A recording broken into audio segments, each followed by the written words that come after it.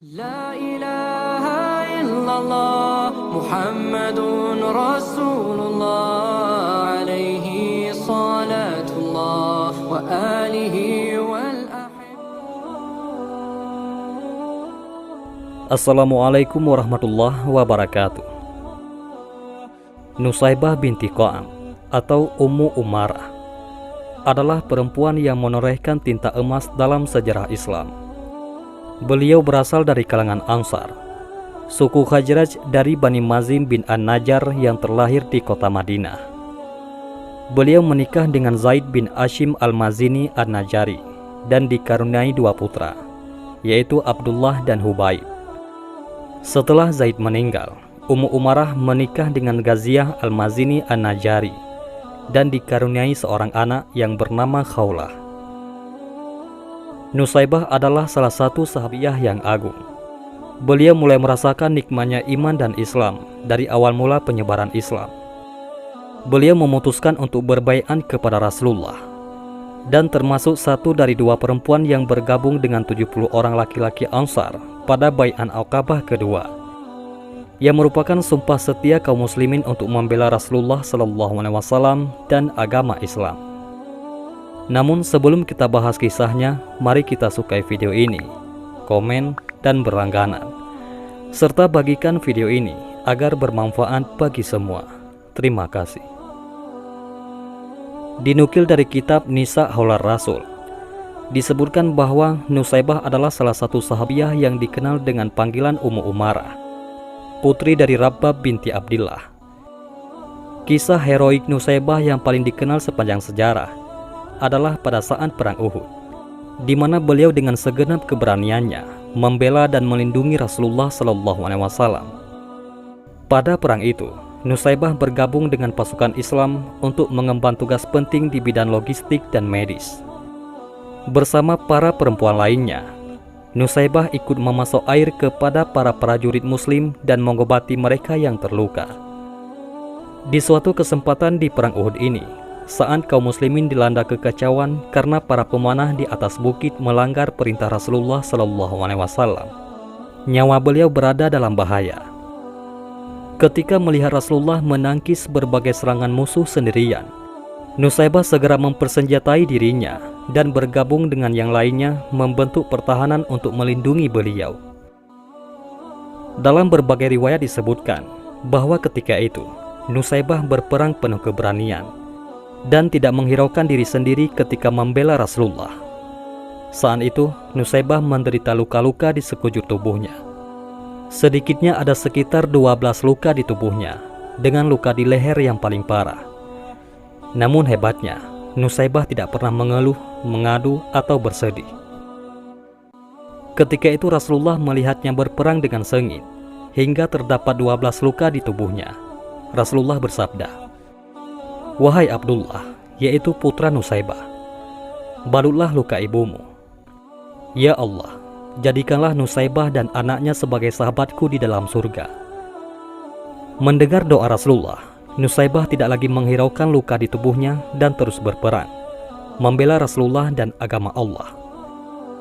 "Aku telah meninggalkan urusan duniawi," ujar Nusaybah. Setelah peperangan berakhir, umat muslim bermalam untuk mengobati luka-luka. Keesokan paginya barulah mereka pulang. Namun Rasulullah SAW enggan pulang ke rumahnya sebelum mengetahui kabar Ummu Umarah. Beliau kemudian mengutus Abdullah bin Qa'am al-Mazani untuk menanyakan keadaan Ummu Umarah.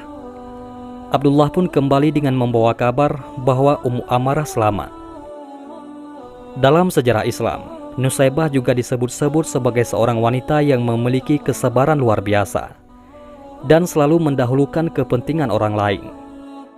Ketika salah seorang putranya syahid dalam sebuah pertempuran, Nusaybah menerimanya dengan penuh keyakinan bahwa putranya mendapatkan kedudukan tinggi di sisi Allah. Beliau menerima berita kewafatan anaknya dengan penuh keikhlasan serta kebanggaan. Selain perang Uhud, Nusaybah bersama suami dan putra-putranya juga ikut dalam peristiwa Hudaybiyah, perang Khaybar, perang Hunain, dan perang Yamamah. Dalam berbagai pertempuran itu, Nusaybah tidak hanya membantu mengurus logistik dan merawat orang-orang yang terluka, tapi juga memanggul senjata menyambut serangan musuh. Setelah Rasulullah SAW wafat, banyak umat Islam yang kembali murtad dan enggan membayar zakat. Bahkan ada pula oknum yang mengaku sebagai nabi, yaitu Musailamah Al-Kadzdzab. Abu Bakar As-Siddiq yang saat itu menjabat sebagai khalifah, akhirnya memutuskan untuk memerangi mereka. Ummu Umarah dan putranya, yaitu Hubayb bin Zaid pun ikut serta dalam perang. Namun, putranya tertawan dan dipaksa untuk mengakui kenabian Musailamah. Hubayb dengan keimanannya yang kokoh, tak sedikit pun mengubah keyakinannya. Akhirnya, Musailamah memotong-motong tubuh Hubayb hingga ia syahid. Ummu Umarah bertekad membunuh Musailamah dengan tangannya sendiri. Maka beliau pun bergabung dengan pasukan pada perang Yamamah. Beliau juga ditemani oleh anaknya, yaitu Abdullah. Saat perang berkecamuk, musuh berhasil memotong tangan Ummu Umarah. Ummu Umarah berkata, "Tanganku terpotong dan aku ingin membunuh Musailamah. Aku tidak akan berhenti sampai orang itu terbunuh." Akhirnya, Abdullah dan Wahsy berhasil membunuh Musailamah Al-Kadzdzab. Ketika Abdullah datang mengusap pedangnya yang bersimpah darah, Ummu Umarah berkata, "Apakah engkau berhasil membunuhnya?" "Iya," jawab Abdullah. Dengan seketika, Ummu Umarah bersujud syukur. Ummu Umarah juga dianggap sebagai pejuang hak asasi perempuan pertama. Suatu ketika, Ummu Umarah bertanya kepada Rasulullah SAW, "Ya Rasulullah, mengapa Allah hanya menyebutkan laki-laki dalam Al-Quran?" Kemudian turunlah surat Al-Ahzab ayat 35 yang menjelaskan persamaan antara laki-laki dan perempuan dalam amal soleh dan balasan masing-masingnya.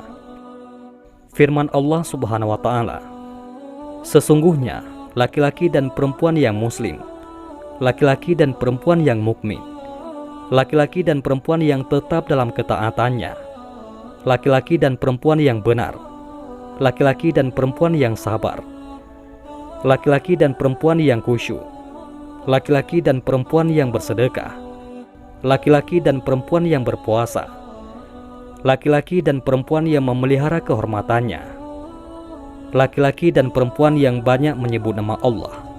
Allah telah menyediakan untuk mereka ampunan dan pahala yang besar." Quran Surat Al-Ahzab ayat 35. Dari kisah Ummu Umarah ini jelas bahwa beliau merupakan pejuang hak asasi perempuan pertama. Sejarah Islam membuktikan hal tersebut, bahwa anggapan perempuan muslimah hanya paham dapur, sumur, dan kasur. Perempuan muslimah yang menjaga kehormatan dan kesuciannya dengan tinggal di rumah, dikesankan sebagai perempuan-perempuan pengangguran dan terbelakang. Menutup aurat atau menegakkan hijab kepada yang bukan mahramnya kerap dianggap penghambatan kemajuan budaya. Itu terbantahkan oleh sosok Nusaybah, wanita mulia ini. Nusaybah binti Ka'ab tutup usia pada tahun 13 Hijriah. Az-Zahabi berkata, Ummu Umarah adalah salah satu perempuan Ansar terbaik. Keberanian dan perjuangan Ummu Umarah patut menjadi contoh bagi para pemuda masa kini. Wallahu a'lam bishawab. Mudah-mudahan ini semua bermanfaat. Assalamualaikum warahmatullahi wabarakatuh.